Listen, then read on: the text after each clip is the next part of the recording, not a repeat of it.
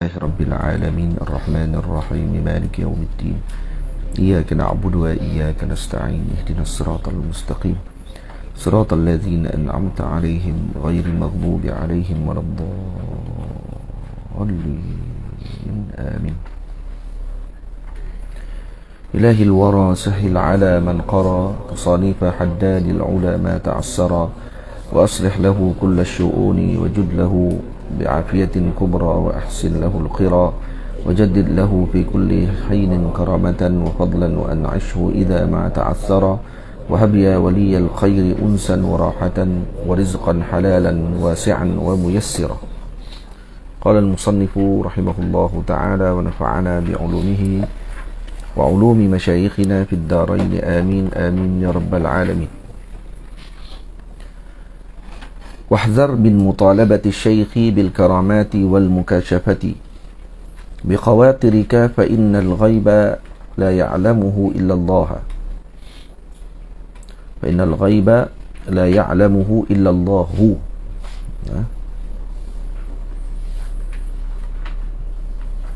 Dan hendaklah engkau berhati-hati dari menuntut daripada syekh agar menunjukkan segala karamahnya atau kasyafnya menyingkap dengan segala lintasan hatimu, kerana sesungguhnya yang gaib itu tidak ada yang mengetahuinya melainkan Allah subhanahu wa ta'ala juga. Fa innal ghaiba la ya'lamuhu illallahu illallah. Betulkan bagi itu. Tamam. Jadi jangan ada sikap dalam hati seorang murid ingin menguji gurunya. Nah, ini maksud menguji guru.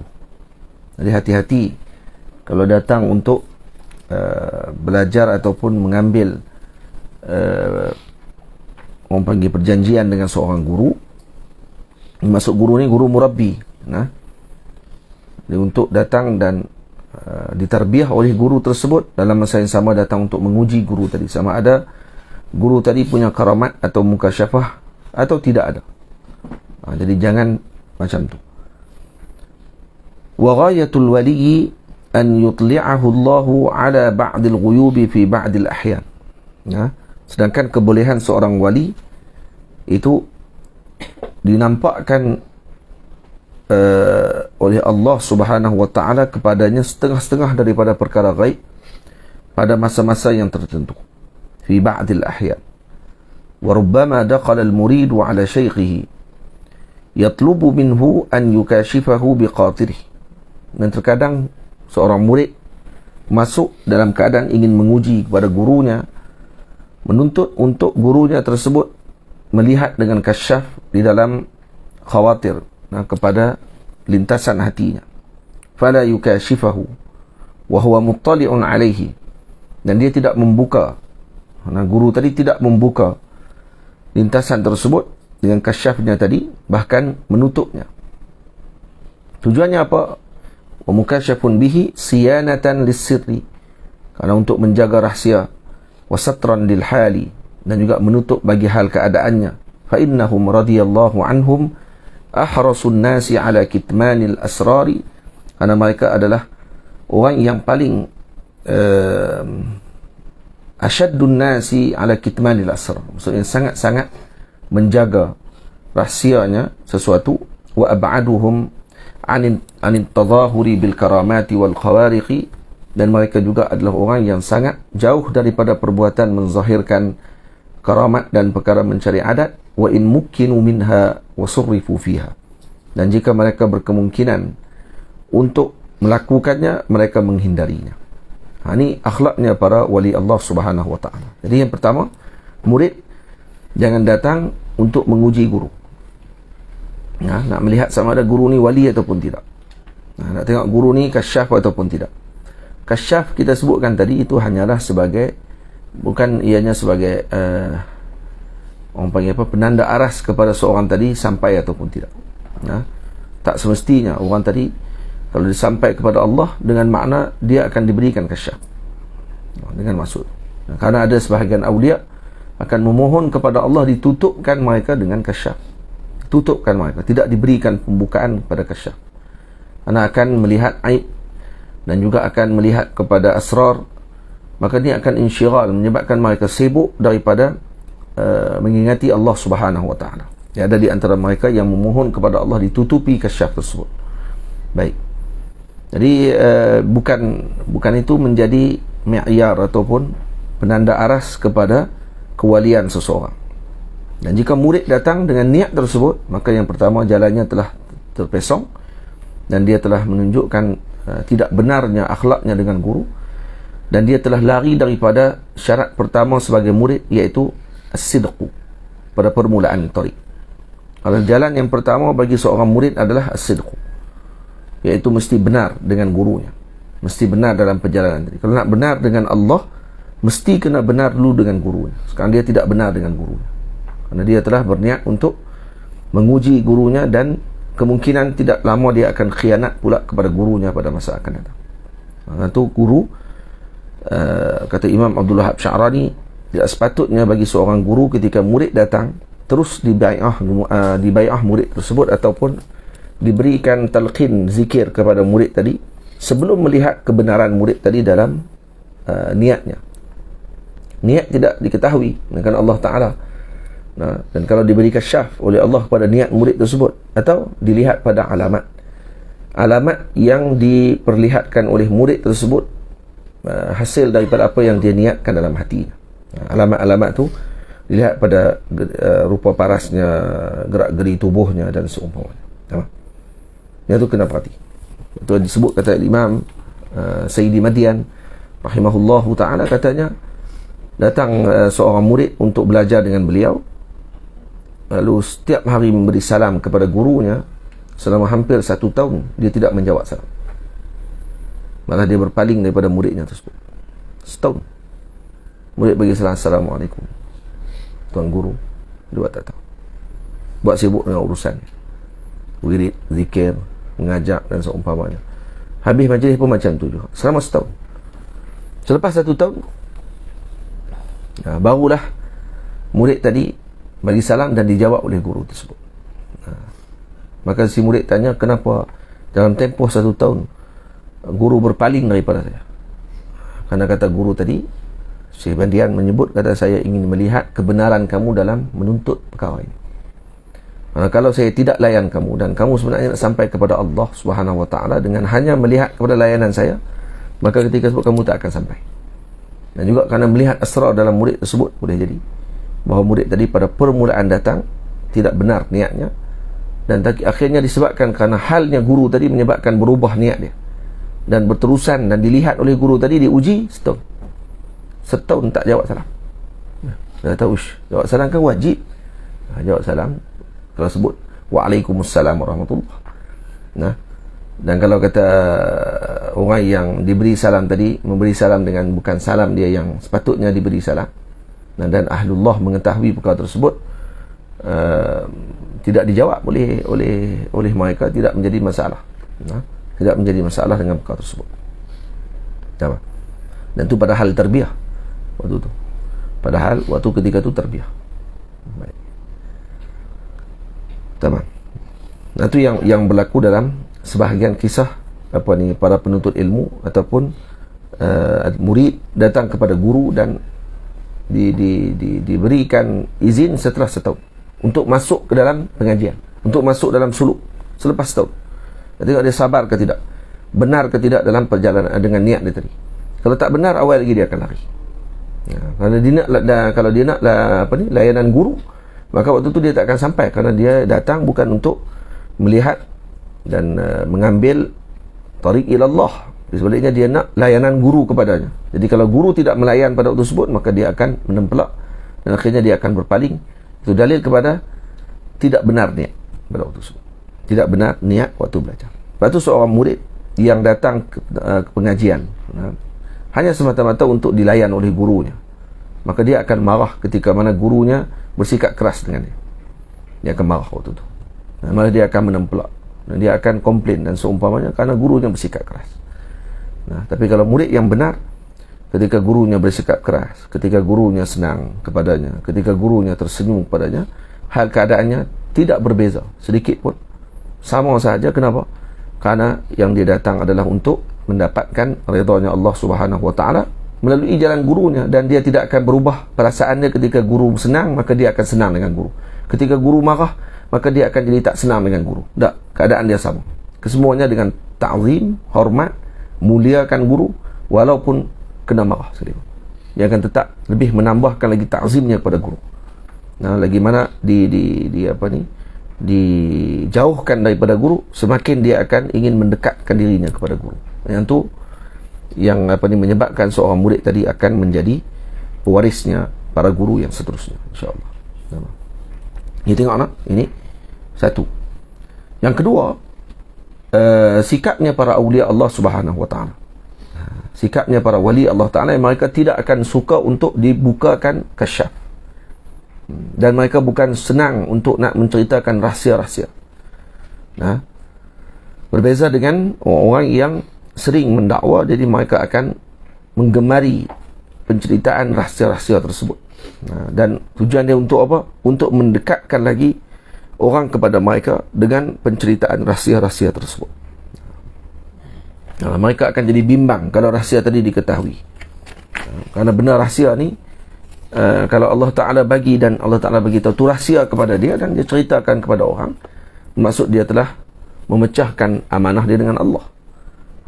Jadi kalau pecah amanah macam tu dengan Allah, patutnya rahsia tetapi dia ceritakan.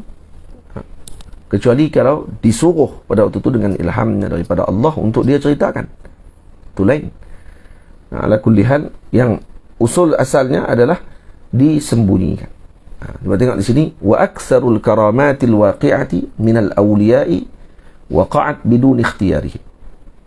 Dan kebanyakan karamat yang timbul daripada para awliya terjadi tanpa pilihan mereka, yakni tanpa kehendak diri mereka sendiri.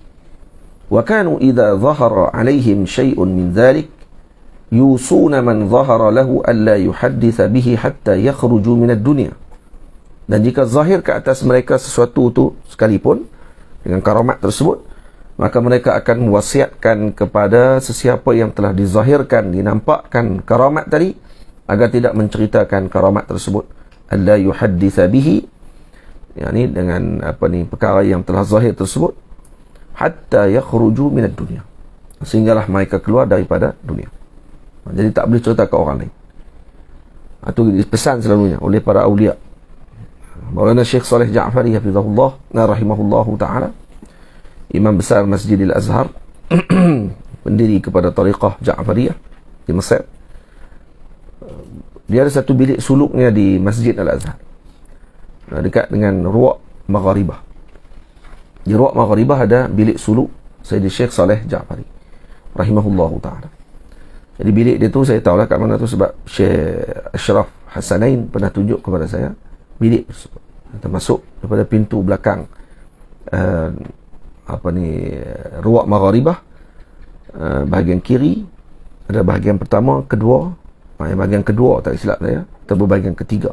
Yang tu lah tempat suluknya Sayyid Syekh Saleh Ja'fari. Tempat suluk tu kalau tengok tadi, dia macam tempat biasa aja, beranda biasa. Ada dinding, ada lubang-lubang dinding tu yang kita boleh nampak di luar. Yang macam tu nanti di Masjid Zawiyah akan buat nanti, insya-Allah. Kemudian ada ruang sikit untuk seorang duduk. Seorang boleh duduk itu. Bukan seorang tu boleh duduk dua orang. Nah, kemudian dia letakkan penutup buat daripada kayu. Penutup tu dia letak di depan. Tak ada dah penutup tu. Macam pintu lah untuk nak masuk. Dia letakkan di situ sebagai penutup oleh Syekh Saleh Ja'fari. Dan Syekh Saleh selalu suruh anak seorang khadam dia ni yang duduk di Libya. Seorang khadam dia asal daripada Libya. Suruh untuk beliau cuci baju dan juga serika baju beliau. Satu hari ni dia beritahu kepada yang tukang cuci baju dia ni, serika baju ni, kamu jangan datang lagi mana sebelum pukul sekian-sekian, begitu itu. Kawan ni pergi siap awal. Baju-baju yang dia bagi tu siap awal. Dia pun mai ke Masjid Azhar. Dan bila sampai di Masjid Azhar waktu tu, tak ada orang. Dan dia pergi dekat kawasan Ruwaq Magharibah, tempat Syekh Saleh Ja'fari suluk tu. Dia pergi duduk dekat dengan tu, dengar Syekh Saleh tengah bersembang dengan orang. Ada seorang lelaki tengah bersembang dengan Syekh. Bersembang, cakap keluar suara. Dengar suara tu, sebut sekian. Lepas tu senyap. Pas senyap, Syekh Saleh Ja'fari keluar dengan muka yang agak terkejut. Syekh Saleh tengok ni, yang kawan ni bawa baju tu, dia duduk kat belakang. Dia kata, kamu dengar tadi? Dia kata, ya. Kamu dengar suara lelaki tadi? Ya, saya dengar. Habis Syekh Saleh kata, lepas tu lelaki tanya, siapa dia Syekh kawan? Siapa orang tu? Syekh Saleh kata, hadha Rasulullah. Tu Rasulullah yang main, dia kata. Dan Rasulullah datang tadi. Lepas tu aku tak bagi kamu datang pada waktu ni. Kenapa kamu datang awal? Dia kata, tak apa. Balik ke Libya. Balik. Terus balik. Jangan datang lagi mana aku tak mati. Dan jangan ceritakan benda ni selagi mana aku tidak mati. Maka lelaki itu suruh terus balik ke Libya. Kerana kalau duduk di Azhar lagi, kemudian dia akan takut cerita kepada orang. Maka dia balik ke Libya dan menjaga rahsia tersebut sampailah Syekh wafat. Dia datang balik, dan waktu datang itulah dia ceritakan balik. Waktu datang itulah dia cerita apa yang berlaku di antara Syekh Saleh Ja'fari dengan apa yang dia lihat depan mata dia, yang didengar oleh telinga dia sendiri. Engkau itu mustahil? Tidak mustahil. Ya qadah dengan Nabi SAW perkara yang tidak mustahil. Cuma tu sekarang ni perkara tu sepatutnya dirahsiakan. Tapi sekarang dah jadi trend untuk orang suka cerita benda-benda macam tu. Kita pun ni majlis tertutup kan? Jadi sepatutnya benda-benda macam tu tidak boleh diceritakan pada orang ramai, kerana akan mengundang fitnah. Benda itu tidak mustahil dan tidak menjadi masalah pun di sisi para ahlullah dan orang-orang yang meyakini dengan perkara tersebut. Tak ada masalah, dan benda tadi berlaku dan memang berlaku di kalangan para kekasihnya Allah Subhanahu Wa Taala, bertemu dengan Nabi secara jaga. Berlaku benda tersebut. Tidak mustahil. Benda tu amrun mungkin. Dan waqi' telah dilihat perkara tersebut. Tamam. Antara guru-guru kami, Maulana Syekh Ali Jumaah sendiri, antara orang yang sering bertemu dengan Nabi secara jaga. Maulana Syekh Ali sendiri bertemu Nabi secara jaga. Saya waktu ketika mana Maulana Syekh Ali di fitnah, macam-macam lah orang kata kat Syekh Ali Jumaah kan, masa selepas Rabah, khusus selepas peristiwa Rabah, selepas peristiwa kejatuhan Dr. Mursi tu, jadi orang pakat maki hamun Maulana Syekh Ali. Katanya dia terlibat dengan peristiwa tersebut, reda dengan kejatuhan Mursi, dan reda dengan Abdul Fattah Sisi diangkat. Kata dia anjing kerajaan lah apa semua. Dibuat troll pula, dilukisnya muka Syekh Ali Jumaah, buat macam ada gigi tajam-tajam macam iblis dan seumpamanya. Ini sikapnya sebahagian pemuda-pemuda di Mesir, dan juga diambil akhlak tadi oleh pemuda-pemuda di Malaysia sendiri. Banyak yang dilakukan. Malah yang lebih menyedihkan, pelajar Azhar sendiri yang melakukan sedemikian. Tak tahu malu. Dan sedang para masyayikh inilah yang mendidik mereka dan juga mengajar mereka. Biasanya yang mengatakan sedemikian biasanya tak belajar lah, tak pergilah kepada kelas-kelas para masyayikh ni. Lepas tu dia sedap kata Allah. Dan dia jadi macam poin besar pula untuk dia nak menghentam dan juga memaki hamun para penuntut ilmu yang selalu bersama dengan para guru ni. Itu nak teruk tu saya lah, Ustaz Hairul Nizam, itu biasalah, sebab kami pertahan para masyayikh ni. Satu hari saya duduk dengan Maulana Syekh Ahmad Mamduh. Jadi saya ada cerita lah dekat Maulana Syekh Ahmad tentang apa yang berlaku. Syekh Ahmad sendiri dia rasa sedih, dia kata, aku heran dengan sikap pelajar Melayu kita ni, mana akhlak mereka dulu dengan para masyayikh. Kan disebabkan kerana peristiwa fitnah ni, dan juga hatta peristiwa itu sendiri pun fitnah dah. Yang revolusi dan semuanya itu mudah fitnah besar dah kepada negara dan juga umat. Kamu boleh terpengaruh dengan perkara-perkara tersebut. Kata kat saya lah, kata dekat yang terpengaruh. Tu saya kata, mana tak ada ke sebab bila keluar buku Risalah ila Mufti Al-Askar kan, ila Syaikhi Syekh Al-Azhar tu, dia tulis surat kepada Syekh Al-Azhar dan juga Mufti Al-Askar. Contohnya yang kata kat Syekh Ali Jumaah dengan Syekh Al-Azhar, Syekh Ahmad Tayyib. Dia tulis surat. Siapa yang buat ni? Syekh Radawi lah. Syekh Radawi buat keluar satu buku, yang buku tadi menolak dan juga mencela lah Maulana Syekh Ali dan juga Syekh Al-Azhar. Katanya mereka ni terlibat dengan perkara batil ni dan seumpamanya, sokong dengan perkara yang zalim dan seumpamanya. Baik. Jadi saya tunjuk kat Syekh buku tu. Bila tunjuk, saya kata kat Syekh, tak ada ke cara Syekh untuk para murid Maulana Syekh Ali sendiri menjawab dengan semua tuhmahan yang dibagi, jawab balik. Ada sebahagian murid Syekh tulis kitab, ada di atas saya, di maktabah saya di atas ada kitab-kitab yang menjawab kembali tuhmahan-tuhmahan tersebut, dan juga tuduhan-tuduhan yang busuk yang dilemparkan oleh mereka. Kata Syekh Ali tak dilayan ketika pergi ke majlis-majlis dengan para ulama. Pergi ke satu majlis di mana, di Dubai kalau tak silap ke di Jordan. Katanya waktu pergi tu para alim semua tak layan. Lepas Syekh Ali Jumaah cakap, balik ke hotel, waktu makan pun seorang-seorang, keluar dalam akhbar yang saya baca akhbar tu, akhbar Rasd, ini akhbar Ikhwan lah. Macam je tengok, Syekh Ali tak dilayan, pergi makan seorang-seorang, tak ada orang duduk dengan meja dia. Waktu nak salam, seorang pun tak mau salam, Syekh tak mau salam. Lepas tu balik ke hotel pun seorang-seorang, dia kata tak ada siapa pun yang teman dan layan dia, sampailah dia balik. Syekh Ahmad bila baca tu, saya tunjuk kat Syekh, ni macam mana Syekh ni? Ni oleh pun pakat sebat dah ni. Oleh Malaysia kita, Masya Allah, tu berita paling hangat lah. Kata, ni tengok balasan pada orang yang menentang kerajaan Islam kan? Jadi bila sebut macam tu, saya tanya kat Syekh Ali, Syekh Ahmad Mamduh. Syekh Ahmad kata apa? Syekh Ahmad gelak. Waktu tu kami di Kafur, saya ingat lagi, kami balik pada Kelah dengan Syekh Abdul Aziz Syahawi di Mansyah Badawi. Kami balik Mansyah Badawi pada di di Mahallah Kubra, balik ke Kahirah. Syekh Ahmad ajak saya pergi ke Kafur, nak beli ada bateri buat tau, yang dia perlu tu, dia bawa saya pergi sekali ke Kafur. Di dalam perjalanan tu lah, di Kafur tu, saya tanya kat Syekh, sambil duduk cari bateri tu Syekh tengok berita tu. Lepas tu Syekh gelak. Saya kata, kamu tahu tak cerita betul dia? Aku dah baca dah cerita ni. Kamu tahu cerita betul dia? Saya kata, apa dia? Yang pertama, Syekh Ali tak boleh pergi majlis tu mula-mula. Yang jemput ni Raja Jordan. Raja Jordan jemput untuk Syekh Ali pergi juga bercakap dalam majlis ni. Syekh Ali tak boleh pergi kerana dia ada urusan. Dan akhirnya Raja Jordan hantar jet peribadi dia untuk mengambil Syekh Ali Jumaah. Bila Syekh Ali duduk di hotel bila dia makannya, habis majlis Syekh Ali balik terus ke Mesir, naik jet peribadi balik terus. Kata, ni apa? Tak layan apa? Layan apa dia kata? Syekh Ali dilayan lebih pada tu lagi, dijemput dengan jet peribadi, seorang dia aja naik pergi balik ke Mesir hari yang sama.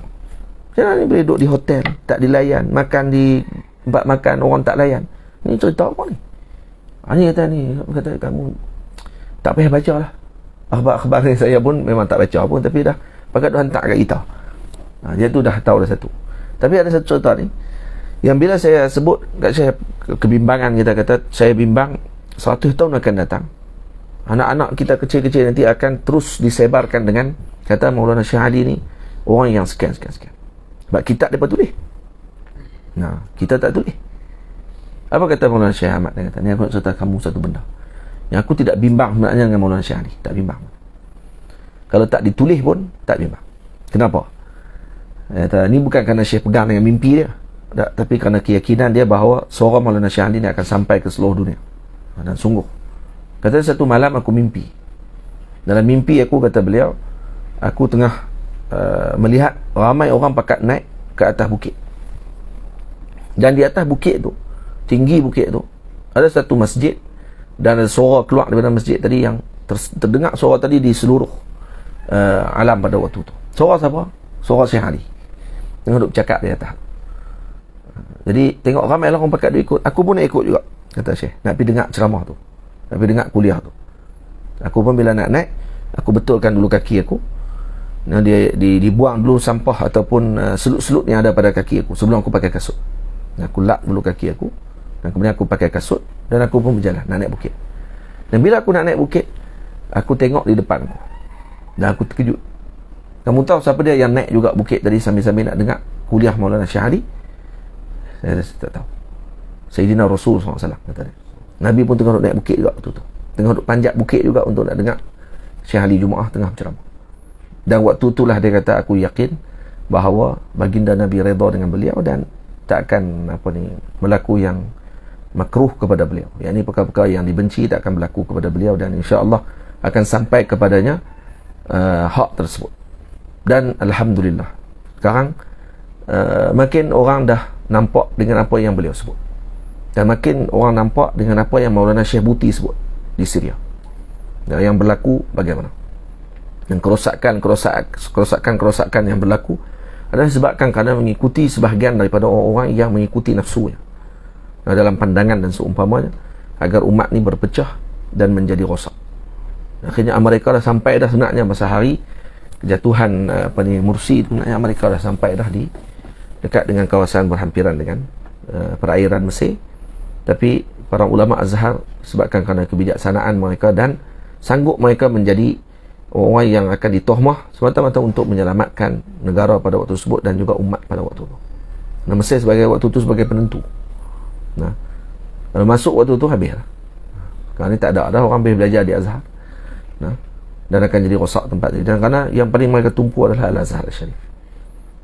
Tapi kalau kata anak-anak muda kita ni, sebaya-sebaya dengan saya pun ada, dan juga yang bawah lagi daripada saya pun, yang baru mai pun, dia pun lebih lagi tahu politik di Mesir dibandingkan dengan orang Mesir sendiri.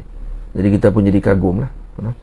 Jadi takjub juga kita ni, tahu mana mereka ni, keluar ke gua mana ni, yang boleh tahu semua benda ni, tentang sejarah Mesir, tentang perangai-perangai orang Mesir, dan tahu pula macam mana pengkhianatan berlaku. Saya kata ajib betul. Ajib betul fitnah ni. Dan moga-moga Allah Ta'ala menutup fitnah-fitnah tersebut. Negara kita pun juga ditutup. Dan tidak berleluasa perkara tersebut kepada orang-orang yang tidak layak ni. Tamam. Patah balik kepada tajuk. Wa aktsarul karamatil waqi'ati minal awliya waqa'at bidun ikhtiyarihim. Ini bukan berlaku dengan ikhtiarnya mereka. Wa kanu idza dhahara alaihim syai'un min dhalika yusuna man dhahara lahu an la yuhadditha bihi hatta yakhruju min ad-dunya. وربما أظهروا منها شيئا اختيارا لمصلحة تزيد على مصلحة الست.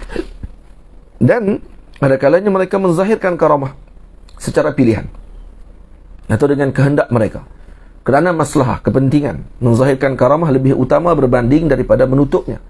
Jadi melihat kepada apa yang telah ditentukan oleh Allah kepada mereka. Usulnya, asalnya pasti disembunyikan karamah. Dan terkadang Rubbama, sebab bila Rubbama maksudnya ni bukan ni benda yang usul, iaitu menzahirkan karamat bukan benda usul bagi para awliya Allah Subhanahu Wa Taala. Dan kadang dizahirkan mereka ada masalah-masalahnya untuk apa?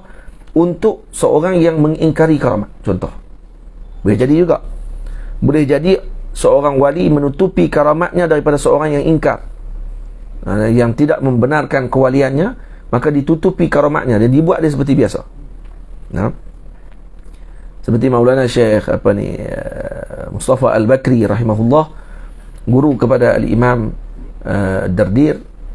Syekh Mustafa Bakri kalau kata, kadang-kadang dia orang yang suka ingkar dengan awliya ni mai ke rumah beliau, mai ke pondok beliau, maka dia akan buat baca kitab ni baca tak betul. Memang sengaja baca baris dengan terbalik. Hanya yang datang tu kan contoh alim nahu contohnya, dia akan tengok alim apa, sufi apa, baca kitab tak kena, maka balik. Lepas tu dia tak datang dah, baru dia baca balik seperti mana yang biasa. Untuk apa? Untuk bagi orang tadi tidak i'tiqad dengan dia dan tidak datang lagi kerana buruk adab. Faham? Macam kita cerita sebelum ni lah pasal Syekh Ibrahim Matbuli, Khutub Al-Ghaus yang di Mesir, yang anak-anak murid datang ramai-ramai dengan Sidi Zakaria Ansari tu, yang saya cerita tengah bagi buah temikai tu, belah buah temikai, yang anak murid mai, Sidi Zakaria Ansari kata pakat datang pada waktu tu nak pergi jumpa dengan Sidi Ibrahim Matbuli. Juga yang berlaku kepada apa dia, nama apa, Ibnu Saqa, Ibnu Abi Usrun dengan Sidi Al-Imam Abdul Qadir Jailani melawat siapa? Al-Imam Al-Hamadani, kan? Al-Hamadani rahimahullahu ta'ala, yang Ghaus, wali besar, yang waktu ketiga-tiga mereka ni sahabat baik ni, Imam Abdul Qadir Jailani, Ibnu Saqa dengan Ibnu Abi Usrun Asy-Syafi'i. Ketiga-tiga mereka berpakat untuk bertemu dengan Al-Imam Al-Hamadani. Jadi bila dalam perjalanan nak pergi tu, Ibnu Abi Usrun tanya, kamu nak pergi sebab apa? Syahrimi. Siapa dia 3 orang yang pergi ke apa ni, wali besar tu? Yang Ustaz cerita saat ni. Tu dia. Sidi Zakaria tu. Ibnu Saqa lagi. Syahrimi lagi. Wildan. Ada? Wildan tak tidak. Alhamdulillah. Alhamdulillah. Tidak lagi, tidak.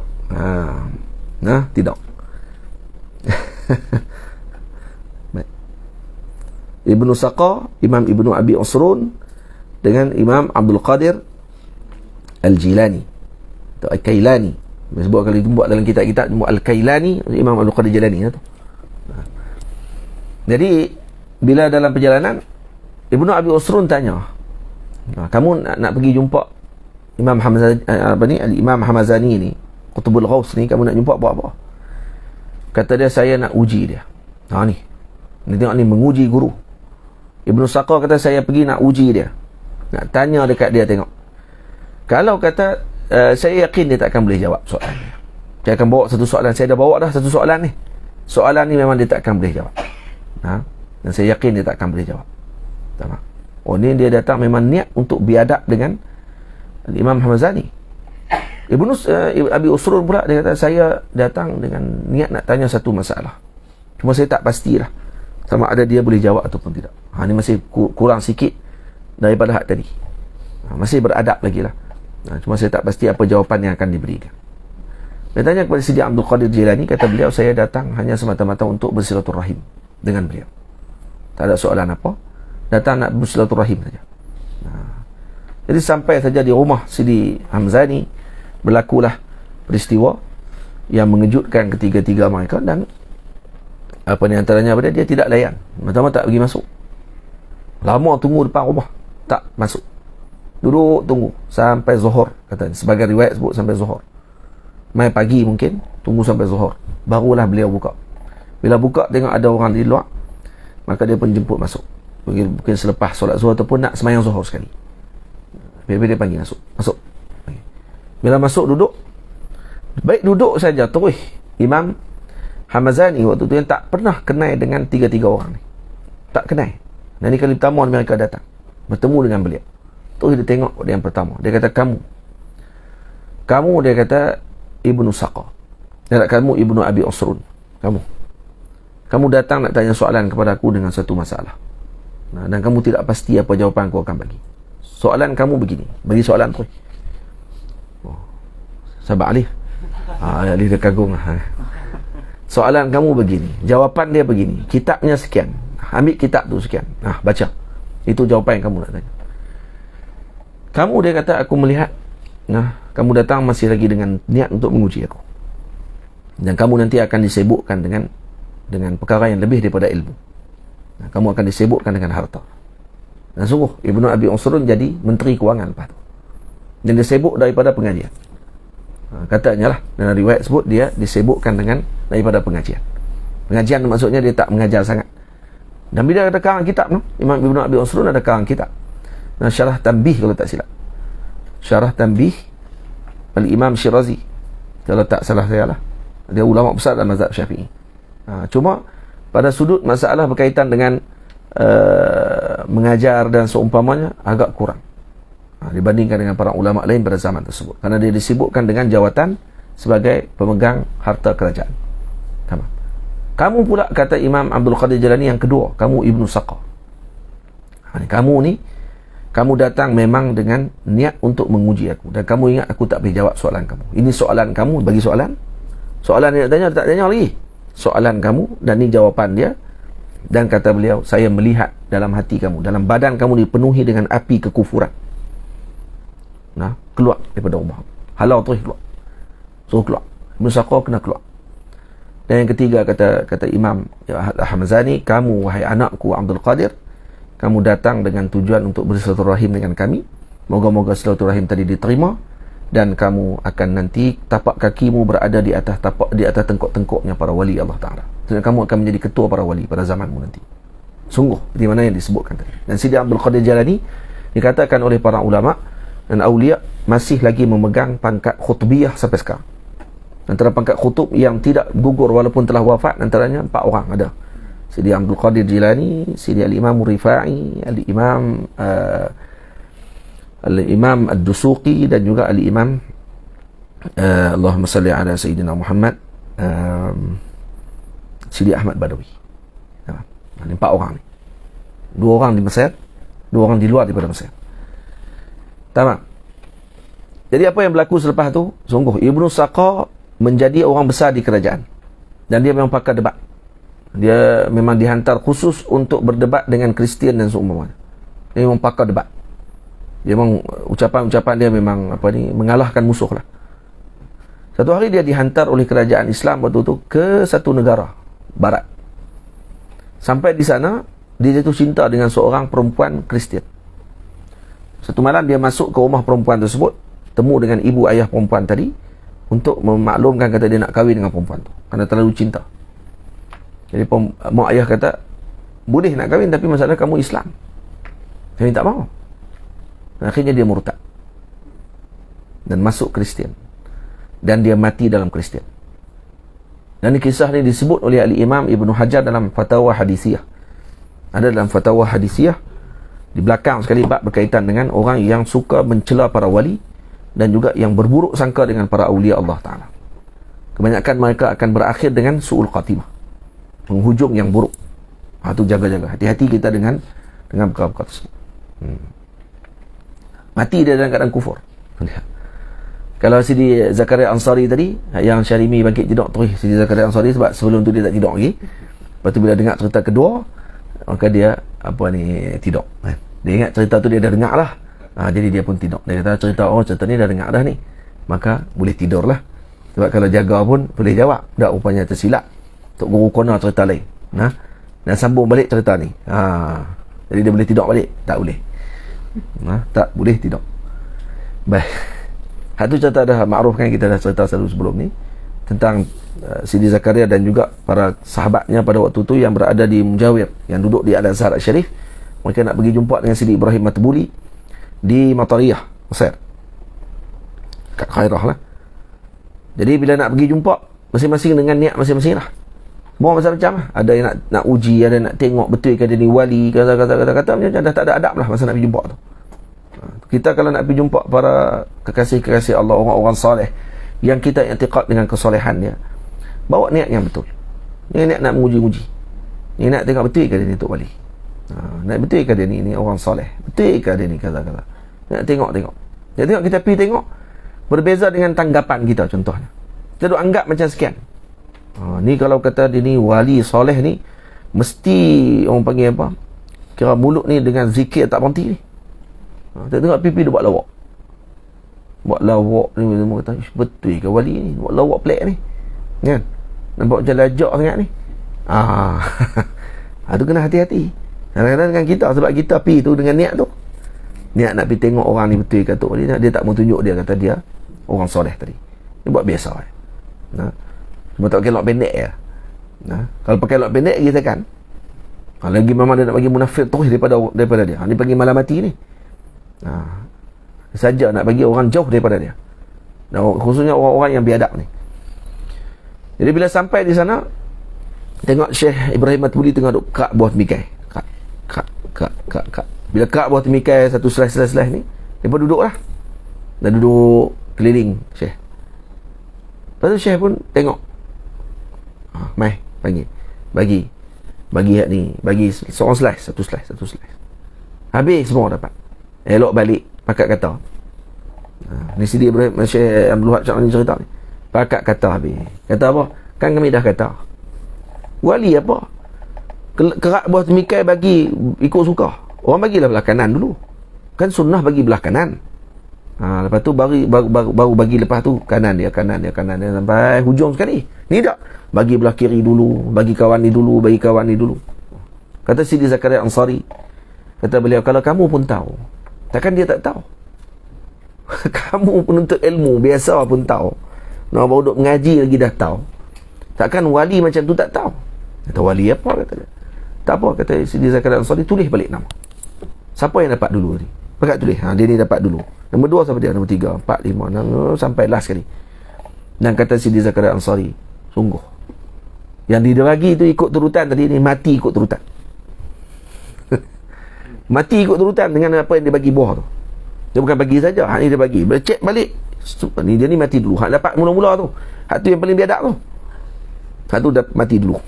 Nombor 2 mati, nombor 3 mati. Dan kata Sidi Zakaria Ansari, dan aku orang terakhir yang dibagi. Terakhir. Dan umur Syekh Zakaria Ansari 160 tahun. 160 tahun umur dia. Dia terakhir diserahkan buah temikai tu. Jaga-jaga. Jadi takut orang tak berani pula. Tok Guru bagi kita tak berani pula.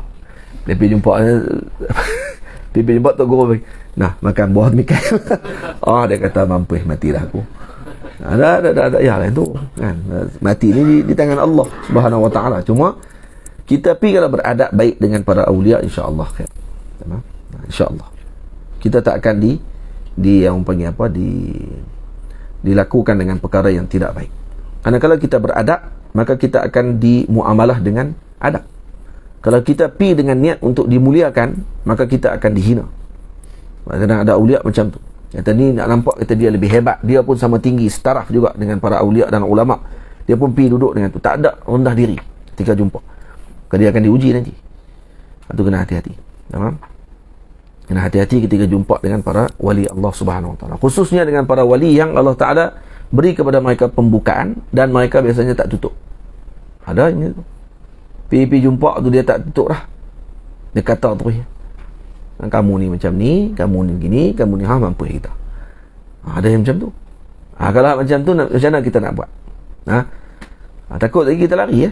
Dan lebih buruk daripada tu lagi, kita akan ingkar dengan kewalian dia. Dia kata wali apa macam ni? Ni betul kata wali ni. Kata ni dia akan menyebabkan kita akan diuji.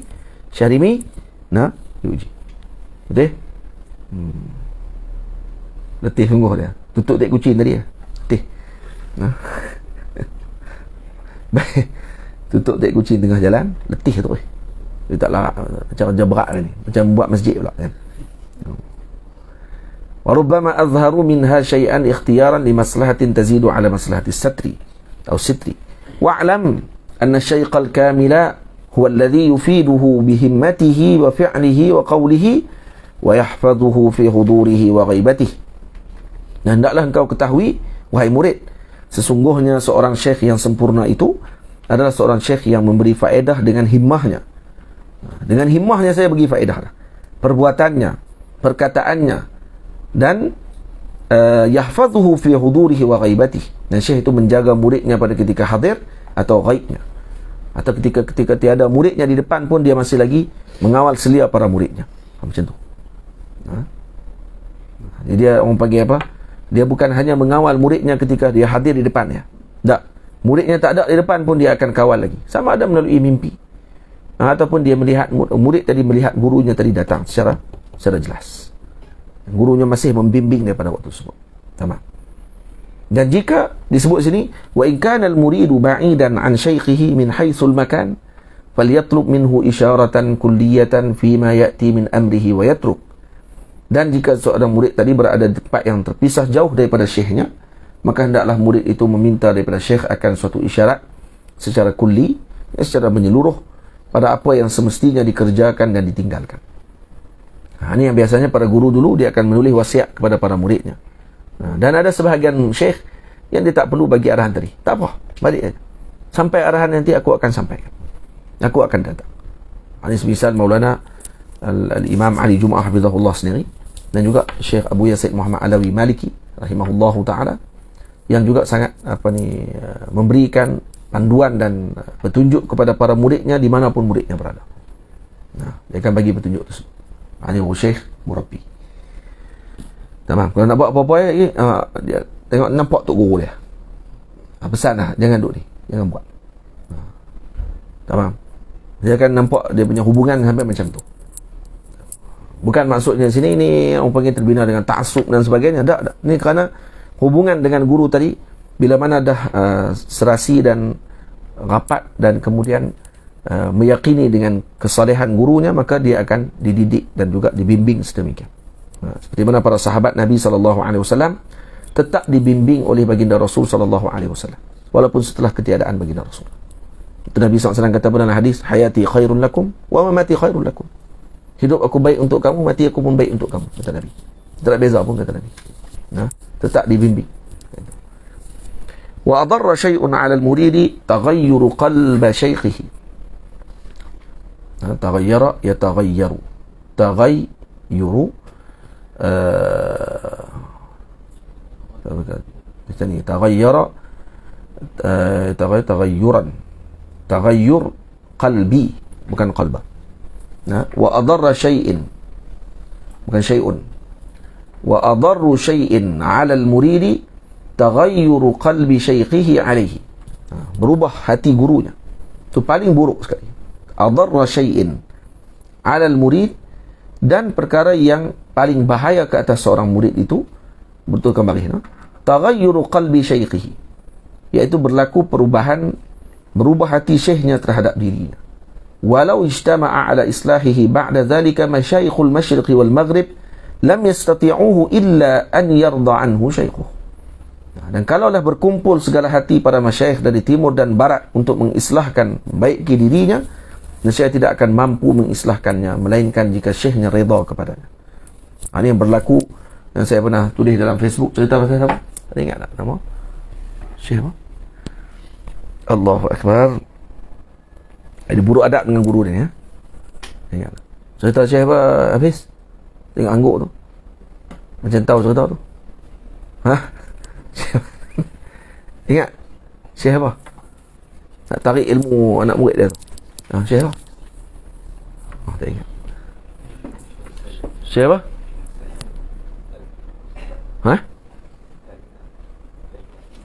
Apa dia nama apa? Nama apa sebut? Tak apa, tak yakin. Tak apa sebut nama. Syekh Hasan?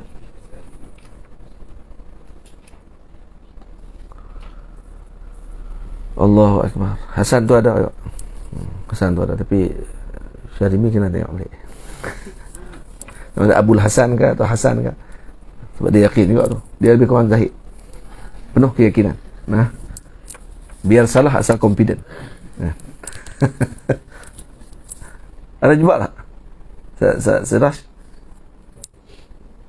ada, saya tulis pasal itu dalam Facebook. Cerita tentang kisah tu. Kalau ada, tolong saya tulis kat mana? Dekat page ke kat ni tau?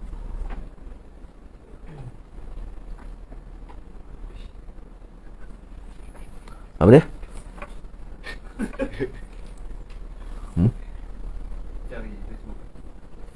Oh, ada Z no?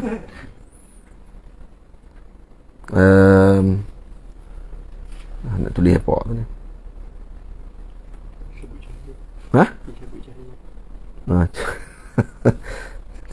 Tulis cahaya, keluar cahaya macam ni. Cabut cahaya. Ingkar subah.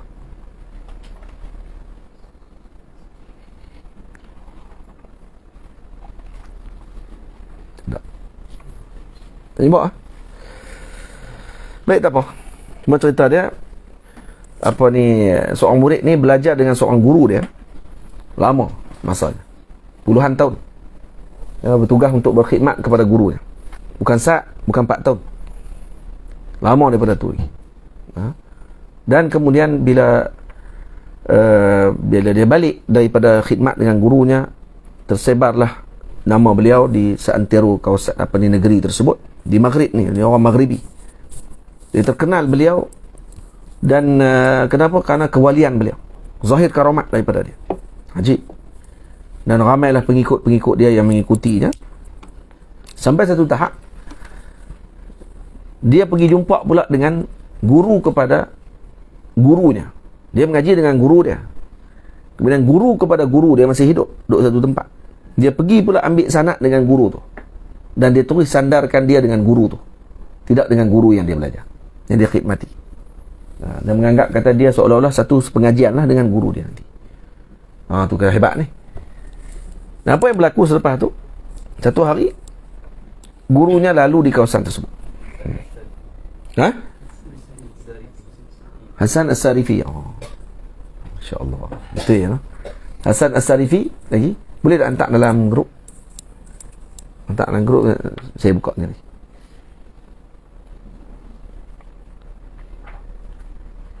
Dalam mana? Dalam hantar dalam Zawiyah.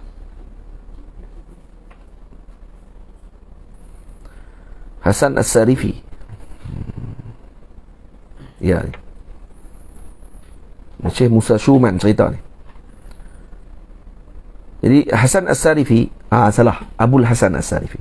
Tak ada Abu kat depan. Nah, bukan Hasan. Abul Hasan As-Sarifi. Jadi baguslah, orang ingat juga Hasan tu. Lepas ni ingat tulis tiga-tiga. Abul Hasan As-Sarifi.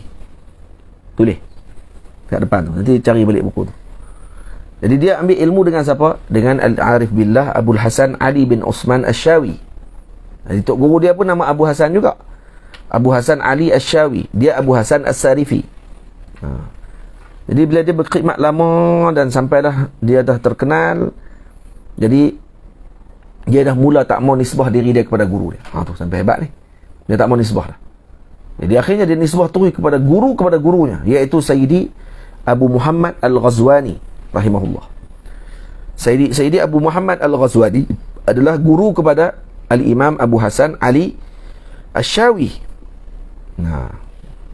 Jadi bila dia ada nisbahkan tu, dia ambil bertemu dengan guru ni, Sayyidi Al-Ghazwani, dan kemudian dia lupakan terus dirinya dengan nisbah kepada gurunya yang asal. Jadi bila dia balik ke negeri, gurunya Asy-Syawi menunggu kedatangan anak murid ni, tak datang dah. Langsung tak melawat gurunya. Lalu satu hari Sidi Asy-Syawi mengatakan bahawa kita hari ini nak pergi lawat Al-Imam Ibnu Mashish radhiyallahu ta'ala anhu. Jadi kita nak pergi lawat, dan dalam perjalanan tu bolehlah kita singgah melawat muridku As-Sarifi, kata dia. Kerana perjalanan tu akan lalu di pondok dia. Pondok dia atas bukit. Kita akan lalu di kawasan tadi, kita akan singgah di pondoknya As-Sarifi.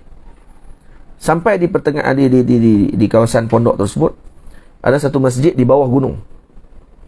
Pondoknya As-Sarifi di atas gunung. Maka Imam Abu Hasan Asy-Syawi tak naik ke atas. Dia tunggu di bawah, dia takkan naik. Dihantar seorang untuk jemput As-Sarifi, mai jemput dia. Tengok ni adab ke tak ada adab. Kamu pergi jemput dia, mai jemput aku. Saya takkan naik jemput dia.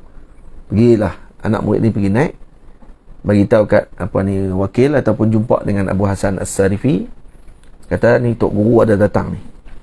Syekh Asy-Syawi datang. Dia duduk ada di bawah, dan dia minta Syekh untuk datang sekali. Jadi apa yang dibuat? Dia tak buat, dia tak mai. Malah dia hantar makanan saja. Dia buat jamuan, suruh dihantar kepada rombongan guru beliau. Tapi dia tak turun. Bila sampai saja makanan tadi, maka Al-Imam Asy-Syawi rahimahullah kata, bangun semua.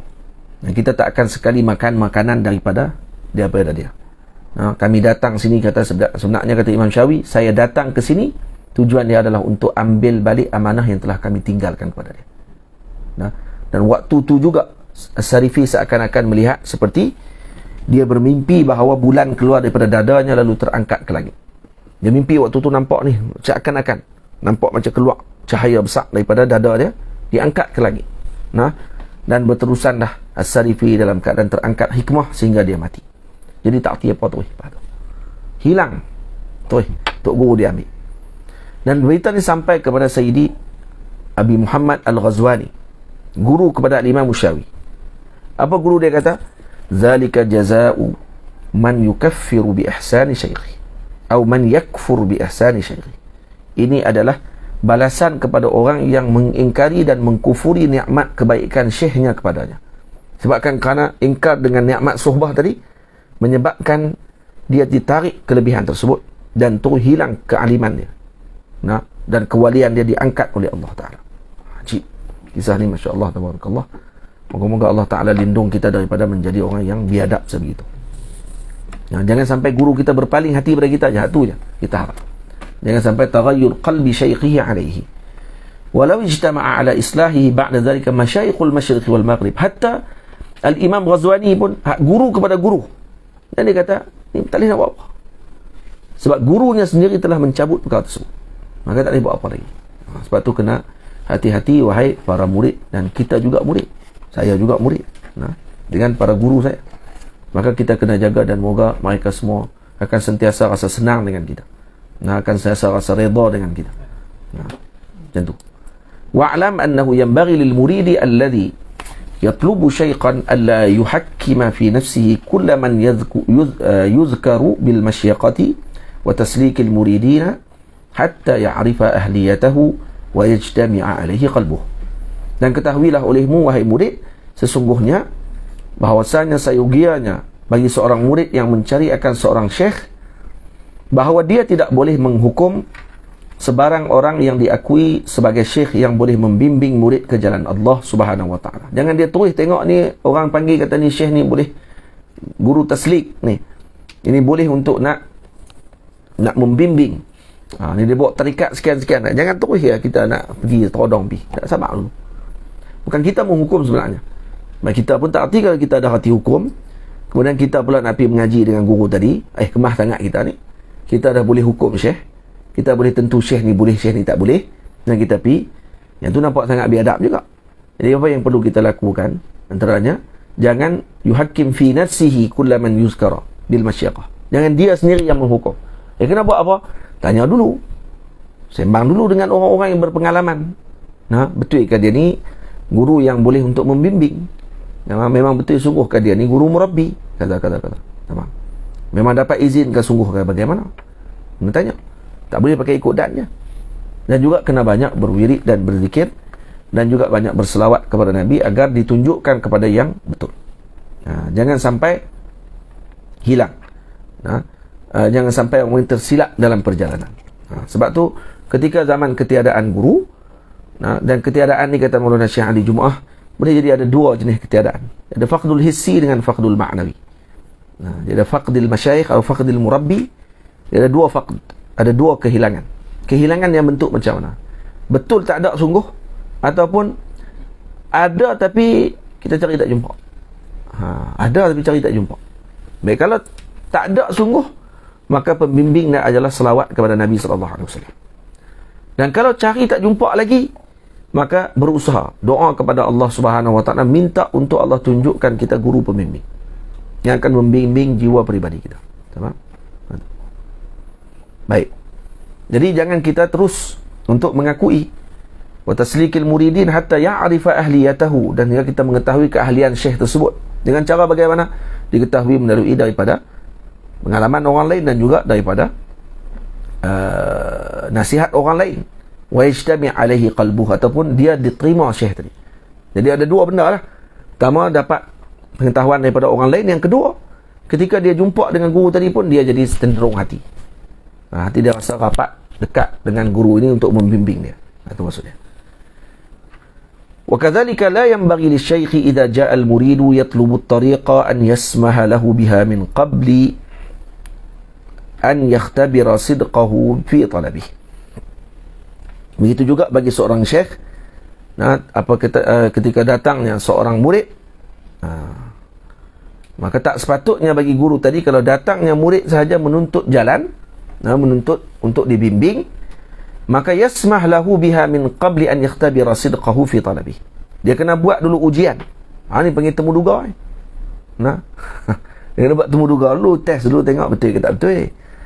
Ni sungguh kan nak mengaji ni? Ni sungguh kan nak sarik ila Allah ni? Betul dia tahan dengan ujian macam saya cerita tadi, setahun ujiannya. Nak masuk Zawiyah 10 hari je ujian. 10 hari je ujian apa ni, temu duga 10 hari. Boleh.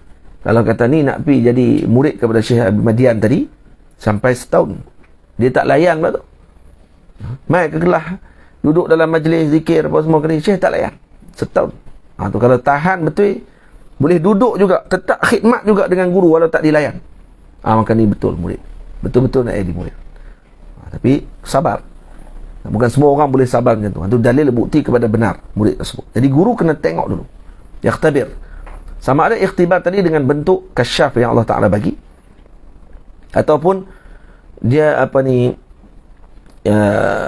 kerana ilham daripada para awliya kepada diri mereka, tidak lazim untuk mereka lakukan.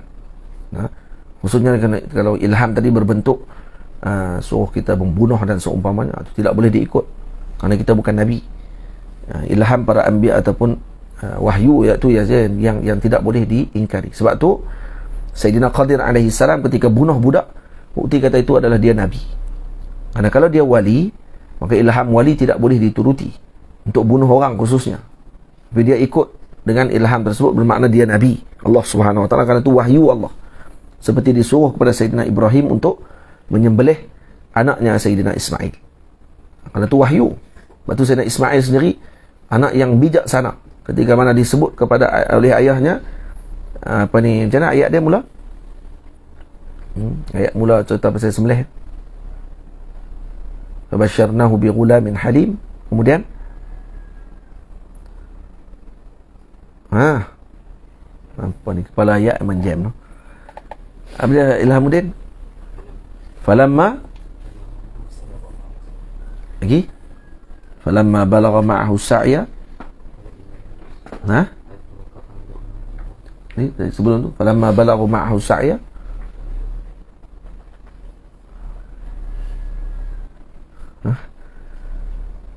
Ingat tak?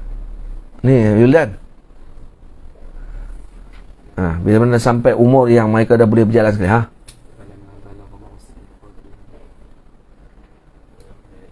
Ini ara fil manami anni azbahuk. Qalu madza tara, apa ni, fanzur madza tara. Qala ya abati fa'al ma tu'mar. Itu kan ayat dia. Qala abati fa'al ma tu'mar. Jadi bila mana Sayyidina Ibrahim alaihi salam mimpi, dia kata apa? Inni ara fil manami anni azbahuk. Saya mimpi, dalam mimpi tadi saya menyembelih kamu. Fanzur madza tara. Cuba kamu perhati, tengok, tilik balik. Apa pandangan kamu dengan mimpi tersebut? Apa jawab anak dia? Sayyidina Ismail jawab apa? Ya abati fa'al ma tu'mar. Wahai ayahku, lakukan apa yang diarahkan. Dia tak kata ya abati fa'al ma tara. Wahai ayahku, lakukan apa yang kamu mimpi. Tak. Dalil kata Sayyidina Ismail faham mimpi Nabi adalah arahan Allah. Lepas tu dia kata ya abati fa'al ma tu'mar. Buat apa yang diarahkan. Karena tu mimpi, kerana tu wahyu. Dia bukan mimpi kosong. Ya abati fa'al ma tu'mar. Dia tak kata ya abati fa'al ma tara. Apa yang kamu mimpi kamu lakukan. Tak. Ini dalil kepada gulamun halim. Anak yang bijak, sabar, menahan dengan ujian yang Allah Ta'ala akan berikan. Jadi kalau kata Nabi, mimpinya jadi wahyu daripada Allah Ta'ala. Mimpi itu wahyu daripada Allah. Tapi kalau wali, mimpi tidak jadi wahyu. Mimpi dan ilham yang Allah Ta'ala berikan, adakah lazim baginya untuk dia ikuti? Dan kalau ilham tadi datang dalam bentuk yang bercanggah pada zahir syarak, maka dia kena tanggung kemungkinan ilham tadi masih lagi berlaku sedikit kekeliruan bagi diri dia. Mungkin sebabkan kerana terlalu gembira ataupun seumpamanya, menyebabkan dia jadi tidak tahu untuk nak melihat dan juga nak menentukan bagaimana bentuk ilham tersebut ditentukan ataupun diarahkan. Jadi dia kumal. Ini syekh ataupun guru yang besar yang telah berikan oleh Allah dengan kebersihan hati yang luar biasa. Ini lain lah. Jadi kalau kata dia boleh tengok dengan kasyaf daripada murid tadi, ya dia terima dengan kasyafnya, ataupun yang penting jauh daripada bimbingan nafsu untuk melihat murid tersebut.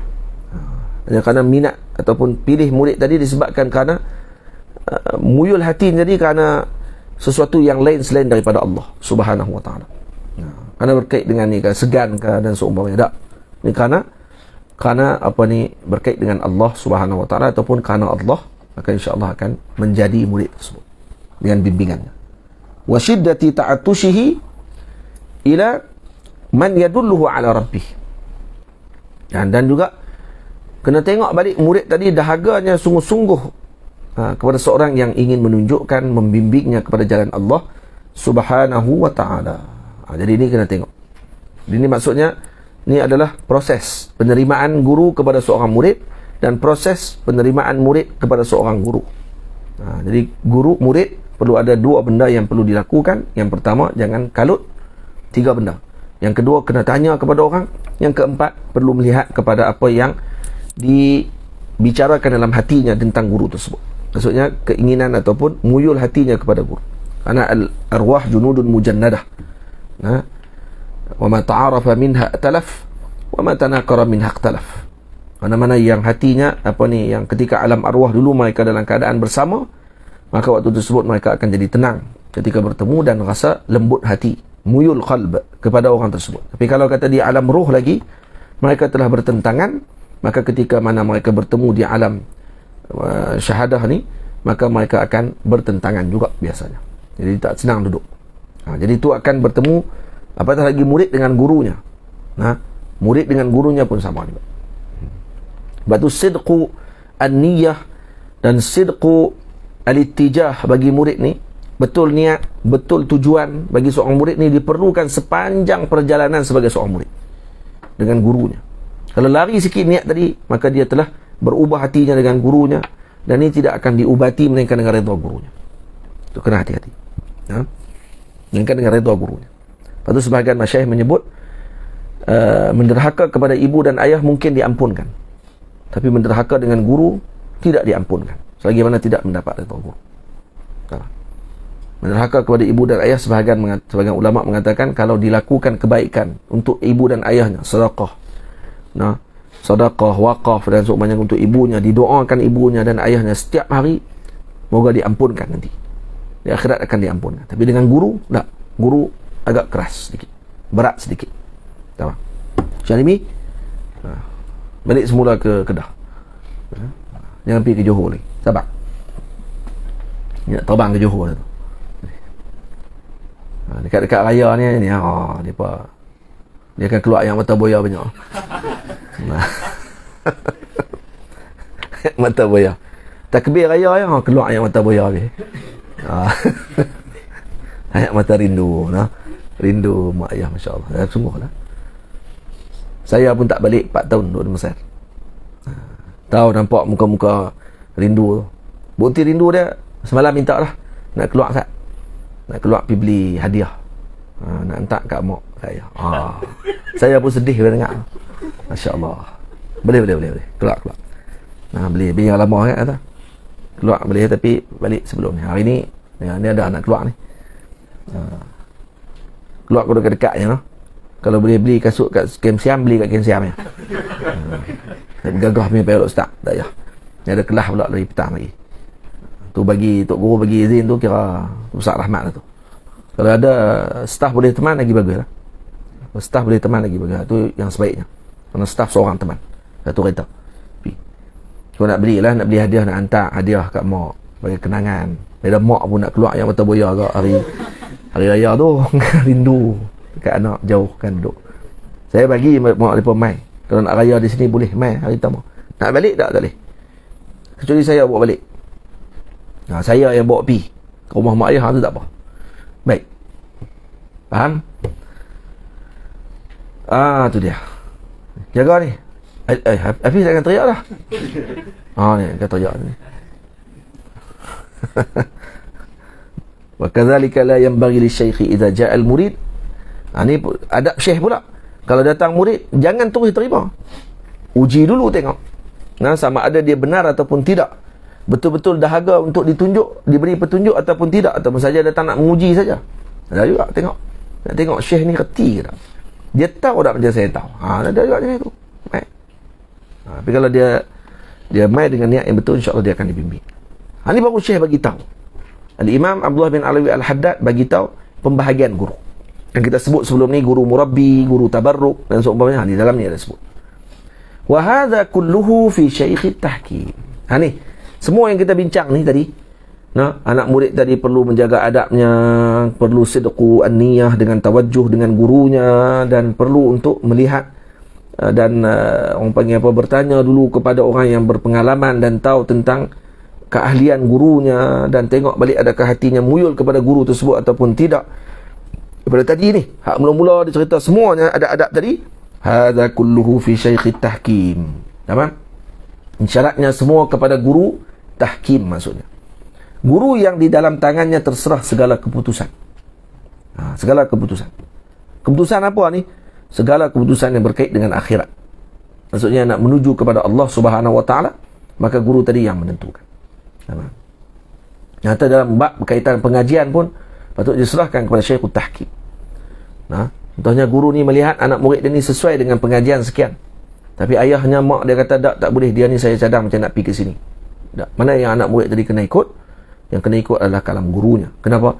Karena guru lebih mengenal muridnya dibandingkan dengan ayah dan ibunya yang duduk tidak dengan muridnya tersebut, dengan anaknya tadi. Karena mak ayah memang dia akan tengok anak dia semuanya dengan Masya Allah Tabarakallah, ya. Ayah Alif Hakimi contohnya, ayah dia tu imam, ya. Jadi ayah dia tengok dia ni, kalau habis dah mengaji, dia kata ni kalau tengok ni saya rasa sesuai kalau dia pergi ke Jepun untuk terus jadi pendakwah di Jepun, kan? Contoh.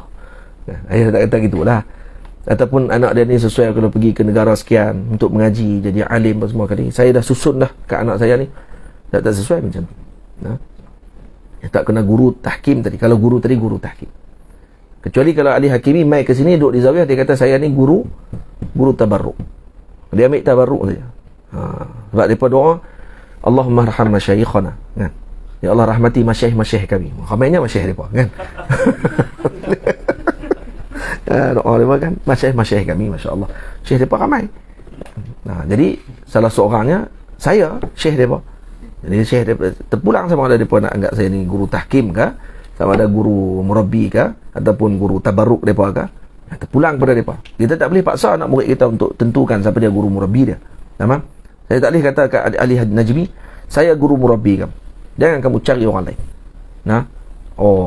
Ini tak boleh. Dia murid sendiri nanti dia akan. Dan kita pun tak tahu nanti dia akan pergi ke tempat lain. Contoh Afif nanti pergi ke ke bulan, kan? Ke bulan. Hafiz lagi lah. Hafiz, masya-Allah, kan? Mungkin ke Mesir, lepas ke Mesir ke Libya, lepas ke Libya ke Jepun, kan? Dan mungkin akan terus duduk di China, kan?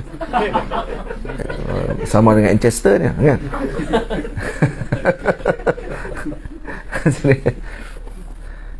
Dia. Jadi apa ni, orang panggil kalau kata dia pergi ke mana-mana tempat, dan dia kata inilah guru murabbi dia sebenar. Jadi yang dulu hanyalah guru tabarruk, yang dia ambil tabarruk dengan guru tersebut, belajar ilmu dengannya sahaja, bukan mendapatkan bimbingan roh daripada guru tersebut. Tamam? Baik, kalau macam tu, tamam? Apa yang disebutkan, waqad syaratu 'ala al-muridi an yakuna ma'ahu kal mayyiti baina yaday al-ghasil wa kat tifli ma'a ummih. Dan kalau sesungguhnya telah mensyaratkan mereka itu, dia kata qad syaratu, telah disyaratkan oleh para ulama, 'ala al-muridi, kepada para murid, an yakuna ma'ahu, yakni bersama dengan syekh tahkim, ma'ahu yakni ma'a syekh tahkim, yang bersama dengan guru murabbi. Seperti apa? Kal mayyiti baina yaday al-ghasil, seperti mayat di hadapan pemandi mayat. Jadi kalau mayat duduk depan pemandi mayat macam mana? Tangan diangkat, ditolak ke tepi, tolak kanan, kiri, tuang ayak. Macam tu dengan guru murabbi. Maksudnya dia semua dengan susunan gurunya. Guru dia kata kamu kena ke sini, wirid kamu setakat ini, jangan lebih. Kamu kena begini, kamu punya akhlak kamu, dan susunan yang disusun oleh gurunya tadi mengikut kepada apa yang dikenal oleh guru kepada murid tadi, berdasarkan kepada apa yang telah diberi oleh Allah kepada gurunya tadi. Wa katifli ma'a ummi, seperti anak kecil bersama dengan ibunya. Faham? Itu keadaan seorang dengan guru murabbinya. Faham? Itu seorang dengan guru murabbinya. Syarimi, lambat tu angkat kepala tu, tengah fikir ke apa? Tak, tengah tidur. Wala yajri hadha fi syekh tabarruk, dan ini tidak berlaku kepada syekh tabarruk. Ini syekh yang sekadar didatangi untuk mengambil berkat ilmu daripadanya, mengaji saja. Wa mahma kana qasdul muridi tabarruka duna at-tahkimi fa kullama akthara min liqa'il masyayikh wa ziyaratihim wa tabarruka bihim kana ahsan. Bila mana tujuan seorang murid untuk mendapat keberkatan seorang syekh, dan bukannya bertujuan untuk tahkim, yakni sebagai guru tarbiyah, yakni syekh yang menghukum segala hal pada dirinya, maka bila mana lebih banyak masyayikh yang dia temui dan ziarahi, maka itu yang adalah lebih baik. Jadi guru tabarruk boleh banyak, tak masalah. Guru murabbi seorang saja, tak boleh ramai. Guru tabarruk boleh ramai, tak ada masalah. Itu yang kita sebut, kata Al-Imam Al-Bukhari ada ribuan guru. Al-Imam Muslim ada ribuan guru. Imam-imam, para guru kita, ada gurunya ratusan guru, puluhan guru, dan seumpamanya. Maka guru-guru yang banyak ni dipanggil guru apa? Guru tabarruk. Dan guru tabarruk memang dituntut kita kena banyak. Kerana ilmu, kalau diambil dengan jalan yang banyak ni, dia akan menyebabkan ilmu tadi akan lebih mencapah. Dan jadi akan bergabung. Itu kadar kelebihan ilmu. Tapi pada guru yang membimbing, seperti mana kita mak tak ramai seorang saja, ayah pun tak ramai seorang saja yang melahirkan kita, begitu juga yang membimbing kita seorang saja, tak boleh ramai. Nah, kerana mak kita seorang, ayah kita pun seorang. Nah, kalau mak yang nombor 2, nombor 3 kan, ayah tu mak lah, cuma yang melahirkan kita seorang saja. Kita keluar daripada rahim dia tu seorang saja. Mak ayah kita seorang tu je, tak ada ayah ramai-ramai. Macam tu juga guru kita yang kita anggap sebagai ayahnya, ayah kita, maka ianya adalah seorang sahaja, tak boleh ramai-ramai. Boleh faham tak? Dan tu akan datang seperti mana ayah kita akan jadi cemburu ketika mana kita menganggap orang lain ayah dia. Begitu juga guru murabbi akan cemburu ketika mana seorang murid telah mengambil orang lain menjadi guru murabbi. Nampak? Jadi ni adab ni kena diperhatikan dan diambil betul-betul. Tak perlu letih-letih, tak perlu fikir sangat benda-benda macam tu. Mengaji saja. Lah bukan untuk kita nak buat teruk dengan benda ni. Mengaji sungguh-sungguh dan minta doa kepada Allah untuk Allah Ta'ala tunjukkan siapa yang akan membimbing kita. Dan waktu ketika dapat bimbingan tadi, perlu beradab dengannya. Itu saja. Bila dapat bimbingan tadi, perlu beradab dengan guru kita tersebut. Adakah dalam semua perkara bermaksud sampai ke perkahwinan sekalipun? Maksudnya nak kahwin pun Tok Guru ni kena tentukan. Kalau ikut sebahagian masyayikh begitu. Sebagian masyayikh lagi kata tak. Pada urusan berkenaan dengan keduniaan, itu diserahkan kepada murid. Guru murabbi tadi hanya sebagai pemberi nasihat. Itu saja. Kalau guru tadi kata, kalau cari orang lain tak boleh ke? Saya berkenan dengan tu. Tak apalah. Moga-moga berkat, insyaAllah. Doa guru dia dah berkenan dah. Tok Guru kata suruh cari orang lain. Dia cari pula, dia tengok pula dia tak berkenan. Nak buat macam mana? Kawan tu dia berkenan sungguh. Kawan ni pula dia tak berkenan, tapi Tok Guru pula berkenan.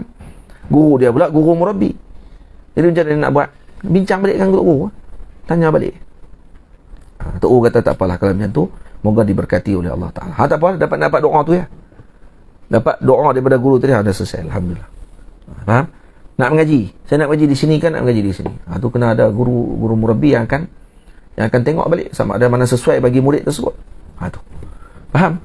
Jadi berkenaan sya'n guru murabbi ni besar. Sebenarnya kalau kata seorang tu dah ambil seorang jadi guru murabbi dia, dia kena segala urusan dan juga perbincangan dia akan dibincang dengan guru dia tersebut. Faham? Yang tu. فإذا لم يجد المريد شيخا فعليه بملازمة الجد والاجتهاد مع كمال الصدق في الالتجاء إلى الله والافتقار إليه في أن يقيض له من يرشده. Dan jika seorang murid itu tidak mendapati akan seorang syekh, dan sya'n guru murabbi juga, dia tidak akan mencela guru lain.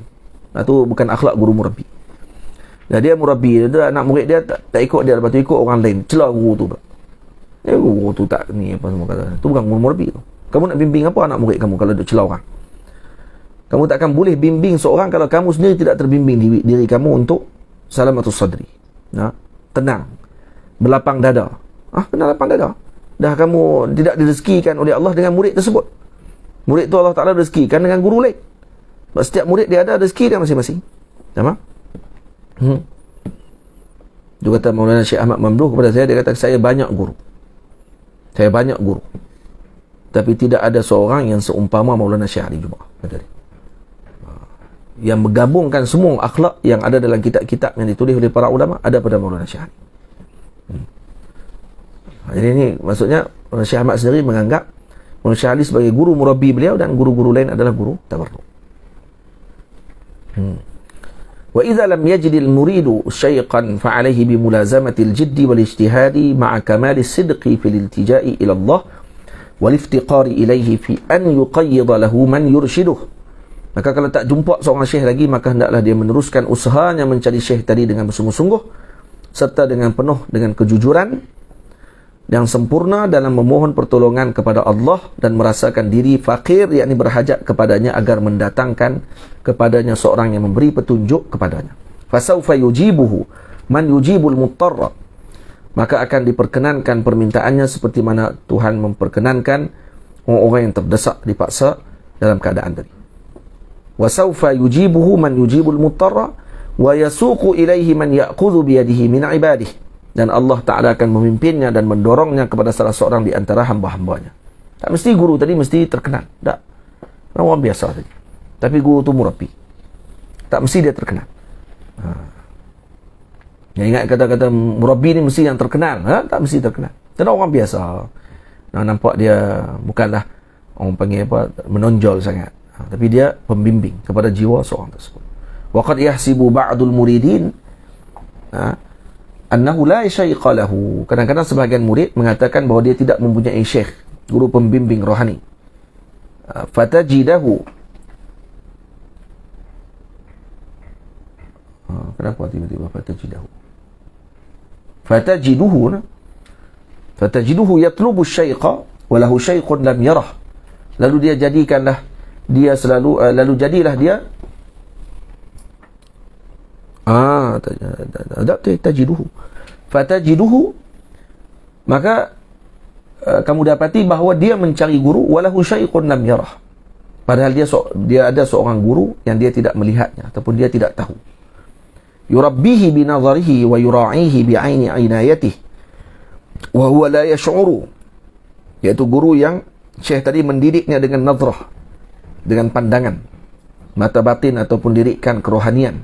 Dan disebut dalam kitab ni apa dia? Nazrah, lirikan para arif billah itu lebih mendatangkan manfaat daripada ucapan mereka. Barang siapa yang lirikannya memberi manfaat, maka bermanfaatlah kata-katanya. Cukup dengan lirikan guru saja. Dia panggil at-tarbiyah bin nazrah. Tarbiyah dengan melihat saja. Dia tengok anak murid dia. Mesti mana seorang ayah tarbiyah kepada anaknya dengan pandangan. Ada tak? Anak duduk makan, lepas tu dia duduk bising. Ayah dia tengok dia je. Tengok. Anak pun, dia gelabah lah. Dia tahu dah ayah dia duduk marah waktu tu. Dia panggil pandangan. Dia tak perlu cakap. Dengan pandangan ayah saja dah cukup untuk menakutkan dia.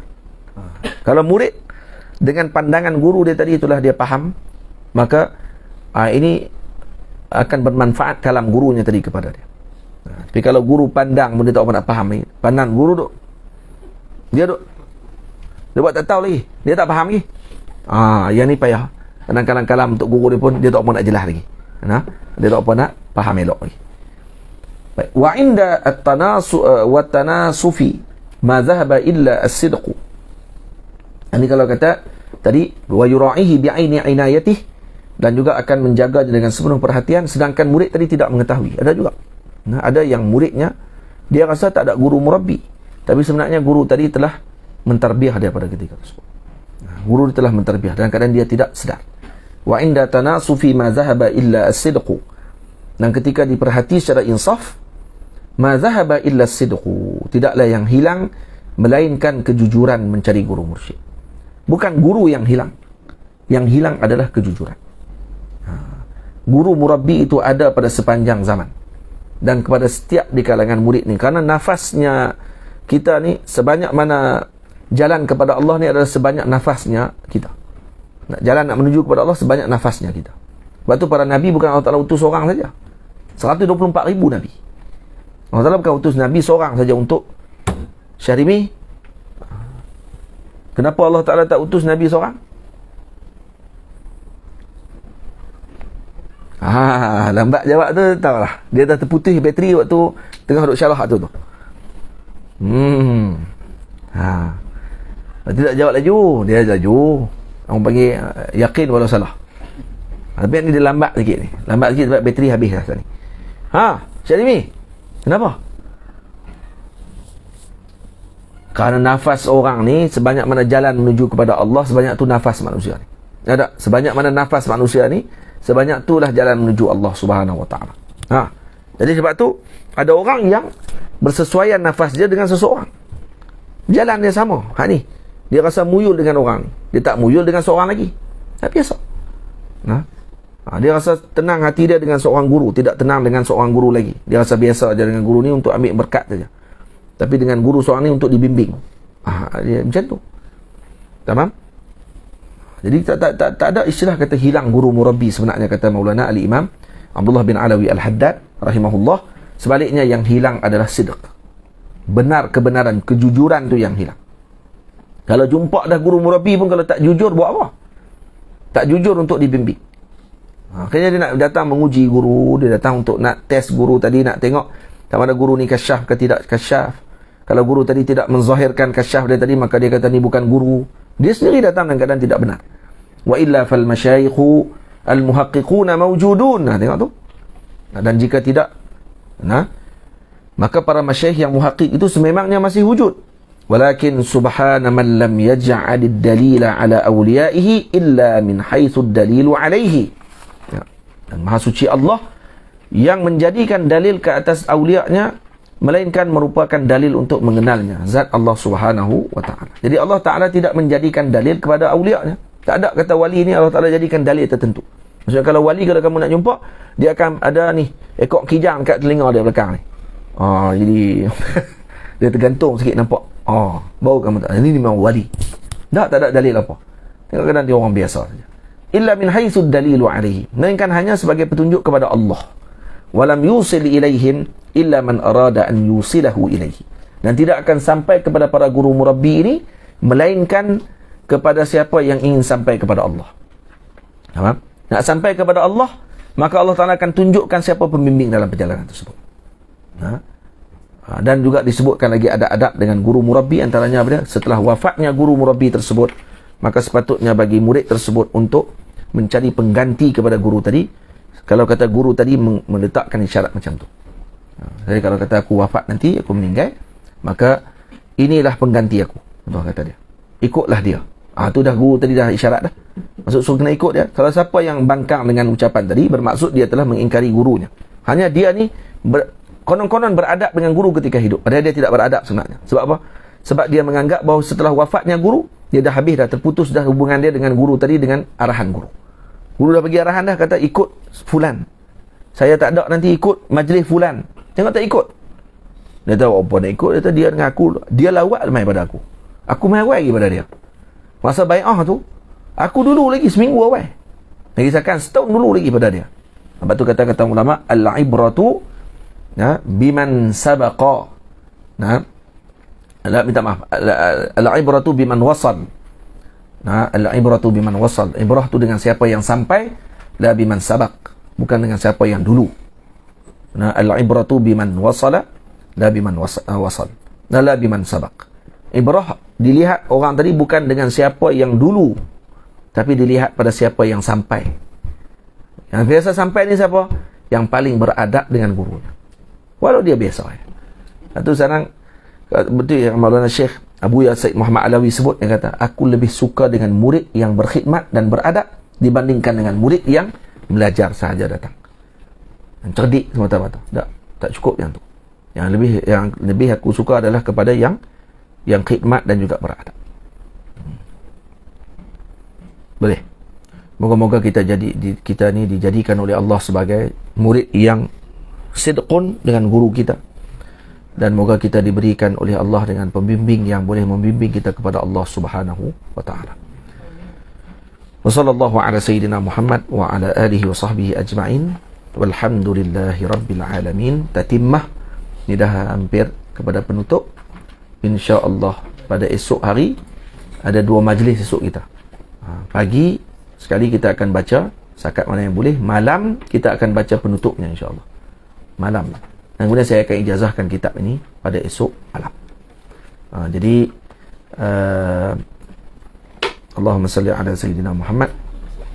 Dan esok malam juga, kalau kita awal, kita akan saya akan baca sekali ada sanad-sanad yang tertentu, musalsal yang tertentu. Dan kalau tak ni pun, mungkin malam ni pun dah baca dah insyaAllah. Malam ni pun kita dah mula baca sebahagian musalsal. Contoh seperti musalsal Al-Aswadain, 2 benda hitam, tu air dengan tamar. Ini ad-diyafah bil aswadain, maksudnya jamu tetamu dengan tamar. Itu pun ada malam ni. Malam hari tu kita dah dapat dah musafahah kan? Musafahah dapat? Musafahah kan dapat malam tu. Kami makan keju je. Orang makan keju je. Tak apa. Musafahah insya-Allah. Tengok nanti ataupun hari terakhir musafahah. Atau ada sebahagian ayahanda kita ada yang minta ijazah serban. Jadi siapa nak ijazah serban, esok bawa serban. Bawa serban. Jadi saya akan balut serban seperti mana yang dibalut oleh para guru kami. InsyaAllah. Itu. Perempuan tak ada lah serban. Saya perempuan pakai serban pula. Ada juga ni buat TikTok, dia kata Nabi sunnah pakai serban. Jadi orang perempuan kena pakai serban juga. Hantam pakai serban. Jadi orang perempuan. Ya? Tasbih. Tasbih saya akan bagi. Tasbih, serban apa semua ni. InsyaAllah. Tapi bukan semua lah. Ini bukan borong. Ini bukan kedai borong ni. Kena main lagi nanti insyaAllah. Adalah musasat tertentu macam burtulah, topi koboi ataupun topi jerami tu, kita akan bagi esok ataupun lusa lah tu, dan juga seumpamanya insyaAllah.